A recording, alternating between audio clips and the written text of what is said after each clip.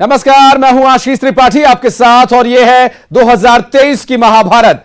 बालाघाट में प्रभारी मंत्री हरदीप सिंह का एक वीडियो वायरल हो रहा है जिसमें वो कर्मचारियों को चेतावनी देते नजर आ रहे हैं। उन्होंने कहा कि किसी भी तरह की लापरवाही बर्दाश्त नहीं की जाएगी। उन्होंने कहा कि लापरवाही से काम करने वाले मेरे टारगेट पर हैं। ये चेतावनी अधिकारियों को दी गई है। अब इस चेतावनी से कर्मचारियों को सतर्क हो जाना चाहिए और ऐसा प्रयास दरअसल मंत्री हरदीप सिंह की तरफ से ये मंच से किया गया। दरअसल ये वायरल वीडियो में उन्होंने चेतावनी दी है अधिकारियों को। नगर पालिका में जो जितने कर्मचारी हैं अच्छा काम करें, बेहतरीन काम करें। ईश्वर के आशीर्वाद से आपको ये मौका मिला है और अगर किसी की शिकायत आती है या कोई गड़बड़ करता है तो वो टारगेट पे मेरे रहेगा, उसको किसी भी हालत में बख्शा नहीं जाएगा। ये बात बिल्कुल विशेष तौर पे ध्यान रखें। अच्छे काम करने वाले अधिकारियों को हम शाबाशी देंगे, उनको और प्रोत्साहन देंगे और गलत अगर कोई करता है तो उसको बख्शा कतई नहीं जाएगा।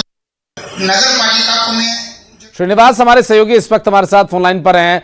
श्रीनिवास, मंत्री साहब सीधी चेतावनी दे रहे हैं अधिकारियों को, अच्छा काम करने वाले को शाबाशी और सही से काम न करने वाले का फिर क्या होगा वो देखना होगा।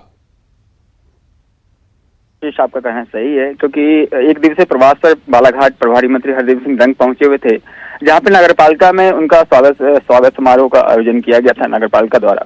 तो वहां पे जब वो पहुंचे तो मंच से सीधे तौर पे उन्होंने चेतावनी दी वहां के अधिकारी और कर्मचारियों को कि आप अच्छे से अच्छा कार्य करेंगे तो हम शाबाशी देंगे, लेकिन आप लापरवाही कार्य में यदि बरतेंगे तो आपको बख्शा नहीं जाएगा और हमारे टारगेट में आप रहेंगे, और टारगेट में जब रहेंगे तो दोषियों पे पूरी तरीके से कार्रवाई की जाएगी। ये खुली चेतावनी सीधे सीधे कर्मचारियों को दिया गया, क्योंकि अभी लगातार ये देखा जा रहा है नगरपालिका क्षेत्र में कार्य आ रहे हैं और कहीं न कहीं लापरवाही अधिकारी कर्मचारी द्वारा बरती जा रही है, जिसको लोग काफी उनमें रोष था और उसको लेके उन्होंने साफ तौर पर ही खुली चेतावनी मन से ही दे दिया उनको। इन्होंने ही बोला है।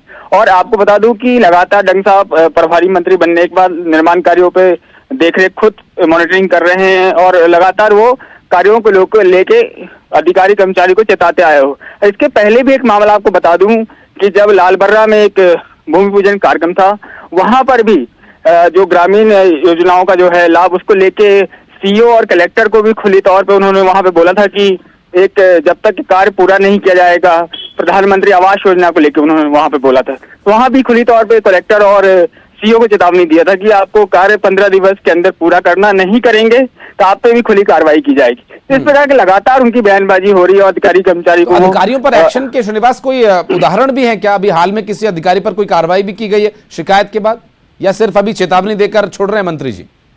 देखिए, मंत्री जी अभी लगातार आपको बता दूं कि पिछली बार भी ऐसा बोला था तो कार्य को तो तरक्की मिला था और लगातार कार्य हुआ था, लेकिन अभी ऐसा कोई भी कार्य उन्होंने निर्माण का लेकिन चेता दिया है तो यह स्पष्ट है श्रीनिवास की अधिकारियों को अब सतर्क रहना होगा। बहुत शुक्रिया आपका। और बढ़ते आगे, बीजेपी से नाराज चल रहे दीपक जोशी ने भोपाल में पार्टी के वरिष्ठ नेता रघुनंदन शर्मा से मुलाकात की और न्यूज 18 से बातचीत में रघुनंदन शर्मा ने कहा कि दीपक जोशी का फैसला हो चुका है। उन्होंने कहा कि दीपक जोशी अपने पिता कैलाश जोशी के स्मारक के खंडहर होने से नाराज हैं। उनका यह कहना है कि वो पिछले 2 साल से स्मारक को ठीक कराने की सरकार से गुहार लगा रहे हैं। रघुनंदन शर्मा ने कहा कि संवेदनहीनता के चलते पार्टी कार्यकर्ता नाराज हो रहे हैं। पार्टी के कार्यकर्ताओं से वरिष्ठ नेताओं को संवाद करते रहना चाहिए। पीड़ा होती है और उस वेदना के कारण मैं प्रयास करता हूं कि कोई पार्टी छोड़ करके न जाए, इस विचार परिवार से कोई दूर न हो। उसी प्रयत्न के संदर्भ में मैंने दीपक जोशी को बुलाया था।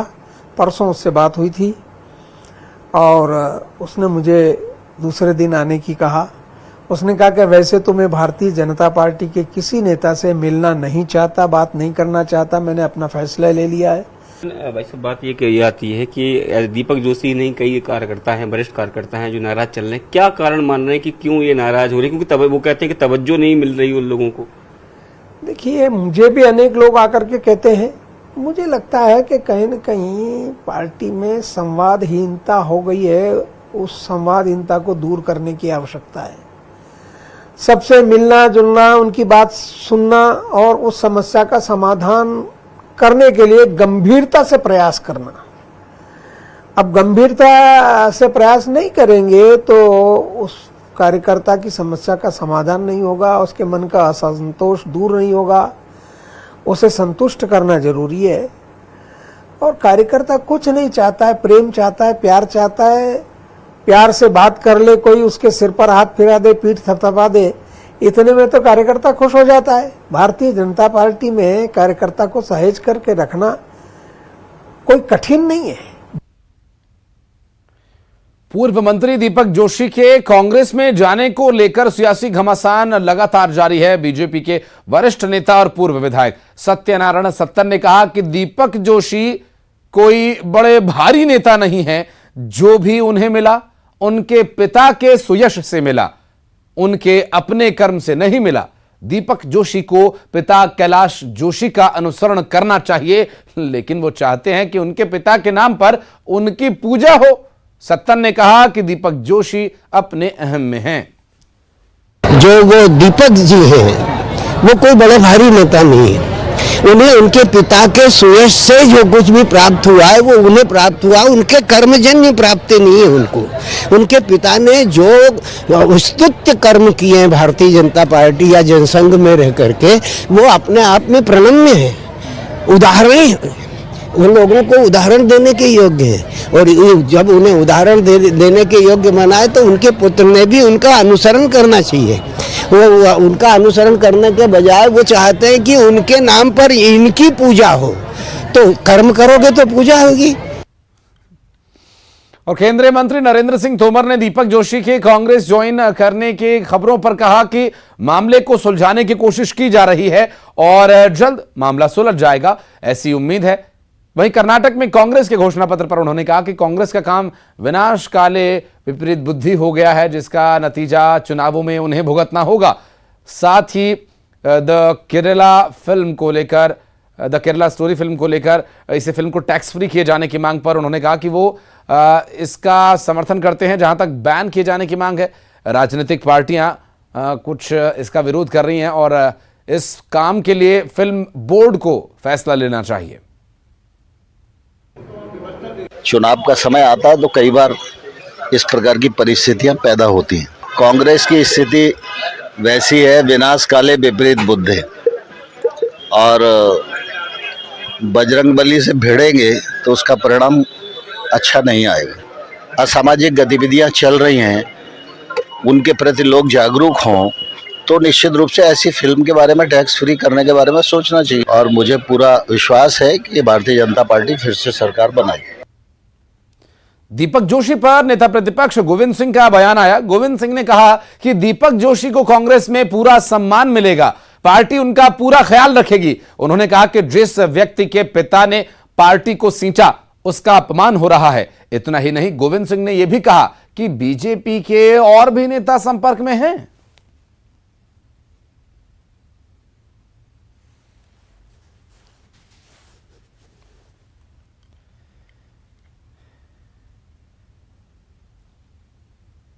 चलिए बढ़ते हैं आगे, रुक करेंगे अगली खबर का। मध्य प्रदेश में विधानसभा चुनावों को लेकर सरगर्मियां तेज हो चली हैं। ऐसे में न्यूज 18 ने जनता के बीच जाकर उनकी राय जानने की कोशिश की, उनसे बात की। दमोह विधानसभा के लोगों से हमने बातचीत की और जाना कि आगामी विधानसभा चुनाव और विधायक के चुनाव को लेकर वे क्या सोच रहे हैं, कैसे वे अपने क्षेत्र का जनप्रतिनिधि चुनेंगे, क्या उन्हें लगता है, क्या उनकी राय है। आइए दिखाते हैं आपको।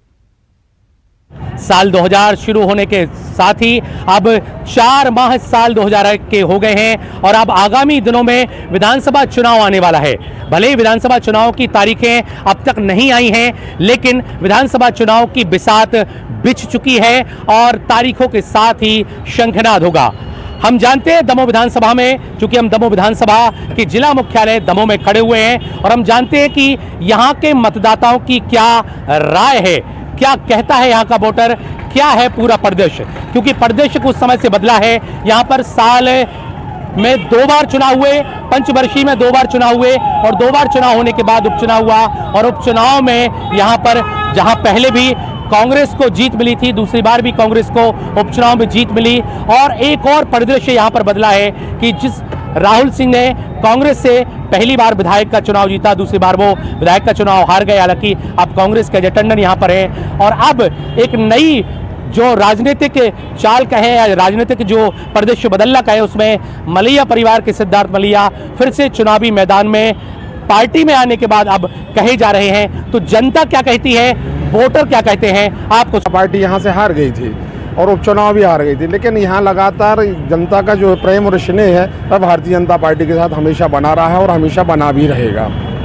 भारतीय जनता पार्टी को सपोर्ट करने वाले लोग कहते हैं कि भाजपा को लगातार विजयश्री मिलती रही। हम कांग्रेस के समर्थकों से भी पूछ लेते हैं किस तरह का मामला है। पिछले बार भी 2 बार चुनाव हुए यहाँ पर विधानसभा के, दोनों बार में कांग्रेस विजय हुई है। आगामी किस तरह की कार्य योजना कांग्रेस की? देखिएगा, आप खुद देख रहे होंगे वोटर ने किस तरीके से अपना बदलाव किया है। काफ़ी समय से पहले भाजपा के विधायक थे यहाँ पे, पर कांग्रेस ने पिछले 2 चुनाव में कांग्रेस के विधायक है। निश्चित ही वोटर बदलाव चाहता है। उनने देखा है कि भाजपा के शासन में विधायक है, निश्चित ही वोटर बदलाव चाहता है। उनने देखा है कि भाजपा के शासन में किसी भी प्रकार का विकास नहीं हुआ, रोजगार नहीं मिला, किसानों को सही मुआवजा नहीं मिला। कुल मिला के ये देखा जाए तो वोटर इतना परेशान होकर वोटर ने बदलाव किया, कांग्रेस का विधायक 2 बार बनाया। तो इससे ये चीज़ समझ में आती है कि आने वाले समय में निश्चित ही कांग्रेस के लिए वोटर समर्पित रहेगा। निश्चित ही कांग्रेस के जो समर्थक हैं उनका ये कहना है। हम आम मतदाता से पूछ रहे थे क्या कुछ बदलाव की बयार आप देखते हैं दमोह के अंदर, क्या कुछ बदलाव होने वाला है? देखिए, एक बात मैं कहना चाहता हूँ, मोदी जी के नेतृत्व में विश्व की नंबर 1 पार्टी बनी है तो भारतीय जनता पार्टी है और जनता कोई भी ऐसे प्रलोभन में नहीं आ सकती है। जो कि मोदी जी के नेतृत्व में पार्टी चल रही है वो भारतीय जनता पार्टी है।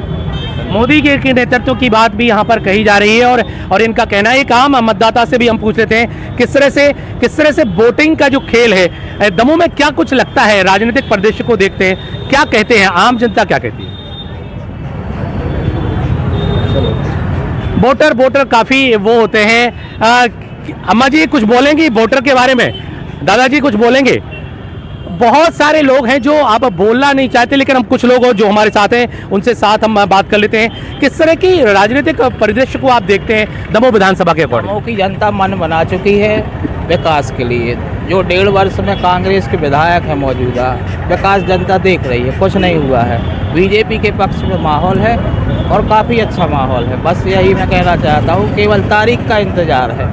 बीजेपी के पक्ष में दमोह में हर संभव प्रयास में जनता बैठी है कि जल्द से जल्द तारीख का ऐलान हो और जनता इसी पक्ष में है कि बीजेपी का माहौल अच्छा है यहाँ। दमोह विधानसभा में किस तरह की स्थिति आप देखते हैं? हम तो ये चाहते हैं जो भी नेता बने वो दमोह का विकास करे, विकास की ओर अग्रसर रहे, ऐसा नेता चाहते हैं। कोई भी पार्टी का बने पर विकास होना चाहिए। दमोह का विकास हुआ है पर उस स्तर पर विकास नहीं हो पाया है और यही चाहते हैं विकास अच्छा हो।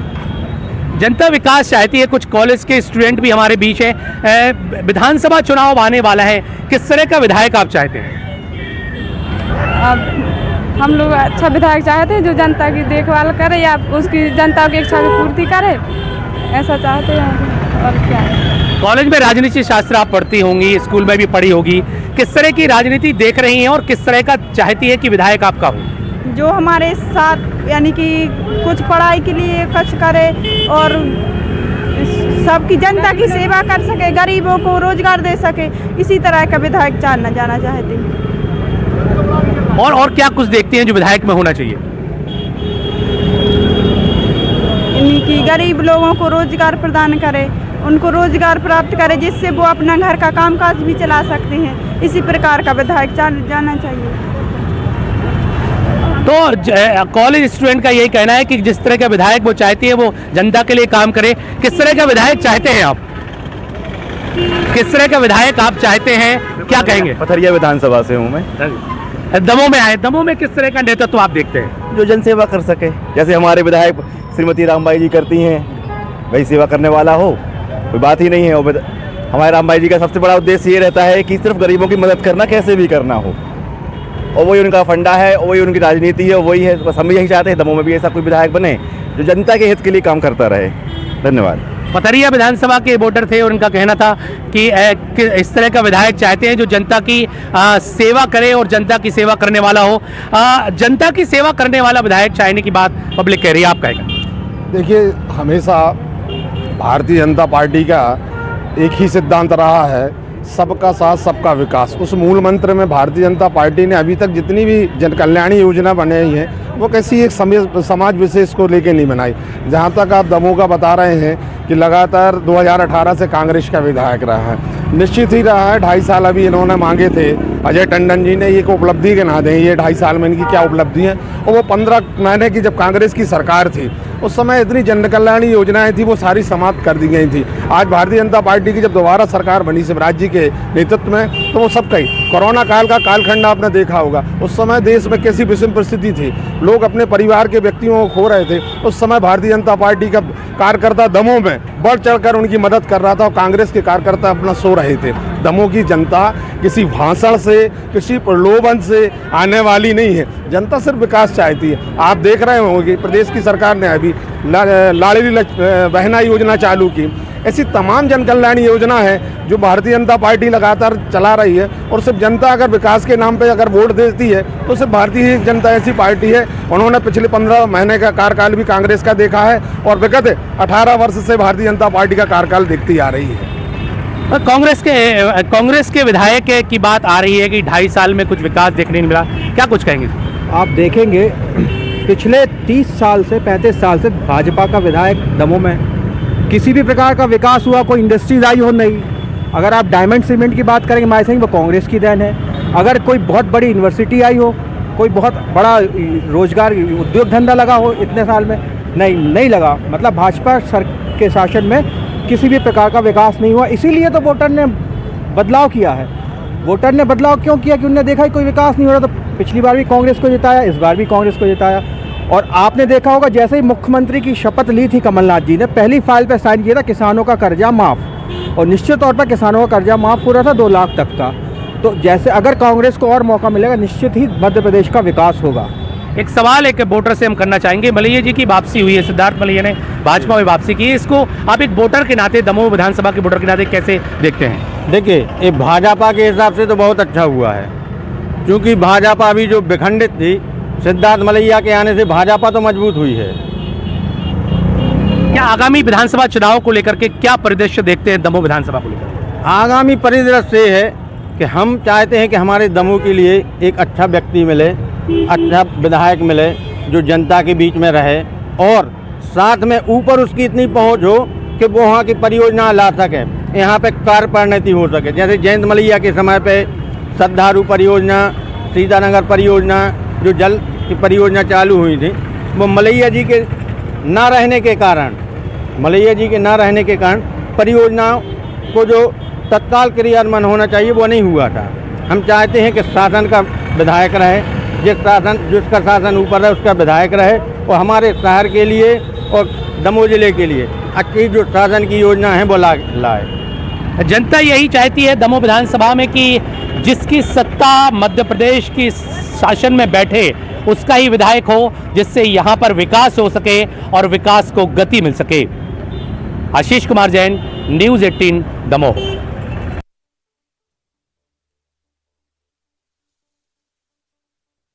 इलेक्शन टॉप 10 पर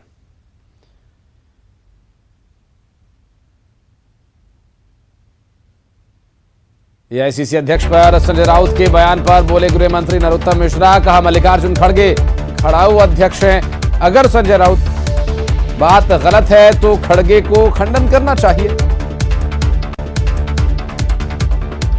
दीपक जोशी के कांग्रेस ज्वाइन करने की अटकलों पर बोले केंद्रीय मंत्री नरेंद्र सिंह तोमर। कहा सभी लोग एक दूसरे से बातचीत कर रहे हैं, मैं भी उनसे बात करूंगा।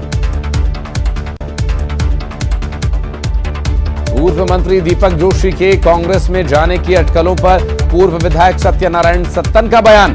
कहा दीपक जोशी कोई बहुत भारी नेता नहीं है, उनको अपने पिता कैलाश जोशी का अनुसरण करना चाहिए। उन्हीं के सुयश से जो भी मिला दीपक जोशी को मिला, अब उनका अनुसरण कर अपना अस्तित्व बनाए। मध्य प्रदेश में विधानसभा चुनाव से पहले उठ रहा हिंदू राष्ट्र का मुद्दा। मंत्री उषा ठाकुर के बाद महामंडलेश्वर उत्तम स्वामी का बयान। कहा भारत हिंदू राष्ट्र था, हिंदू राष्ट्र है, हिंदू राष्ट्र ही रहेगा। रायपुर में बजरंगियों के सद्बुद्धि के लिए कांग्रेस कार्यकर्ता कर रहे सुंदरकांड का पाठ। फायर ब्रिगेड चौक हनुमान मंदिर के पार कार्यक्रम का आयोजन।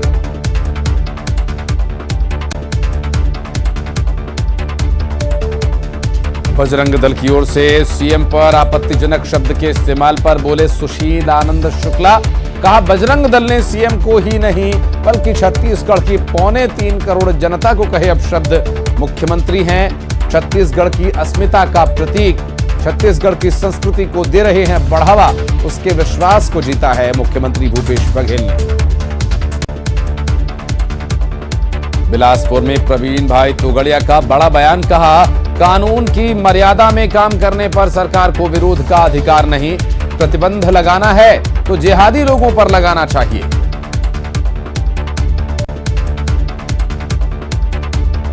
चुनावी साल में मध्य प्रदेश में पंचायत राज विभाग का बड़ा आदेश। जिला और जनपद पंचायतों के अध्यक्ष और सदस्यों के क्षेत्र में निर्माण कार्यों को मंजूरी मिलेगी। निर्माण कार्यों के लिमिट को किया गया खत्म। भोपाल में सीएम शिवराज ने चयनित अभ्यर्थियों को दिए नियुक्ति पत्र। बोले शासकीय सेवा हम सब के लिए महत्वपूर्ण जिम्मेदारी। कांग्रेस के दिग्गजों को घर में घेरने की तैयारी में बीजेपी दिग्गजों के इलाके में मजबूत प्रत्याशी उतारेगी। एक छोटा सा ब्रेक के बाद कुछ और खबरें।